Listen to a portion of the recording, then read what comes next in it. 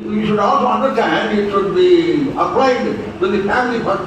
అది మొట్టమొదటిగా కుటుంబంలో దాన్ని మనం అప్లై చేసుకోవాలి. It is the family God created first. అది మొట్టమొదటిగా దేవుడు కుటుంబాన్ని సృష్టించాడు. Not just individuals. అది వ్యక్తిగతంగా కాదు, వ్యక్తిగతంగా. Right from the time immemorial, మనం సమయం మొట్టమొదటి నుండి కూడా thousands and thousands of years ago, కొన్ని వేల వేల సంవత్సరాల క్రితం నుండి God has been dealing with the families of God. దేవుడు తన యొక్క దేవుని కుటుంబాలను దేవుడు నడిపిస్తూ ఉన్నాడు. Understand that? You read through the Bible. దాన్ని అర్థం చేసుకోవడానికి మనం You will find God has been dealing with the family. ఆయన కుటుంబాలను నిర్వహిస్తూ ఉన్నాడు. Abraham family, అబ్రహాం కుటుంబము, Noah family, నోవా కుటుంబము, Joseph's family, యోసేపు కుటుంబము, Jacob's family, యాకోబు కుటుంబము, like this, David's family, దావీదు కుటుంబము, Saul's family. సౌలు కుటుంబము. So like this you will find God has been dealing with them as the families of God.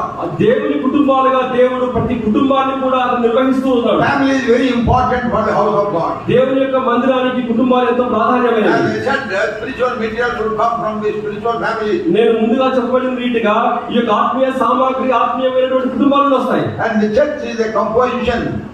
The church is a combination of the godly family. ఈ యొక్క సంఘం అనేటువంటిది దైవిక కుటుంబాల ద్వారా ఏర్పాటు చేయబడింది. Wife submitting herself unto the husband.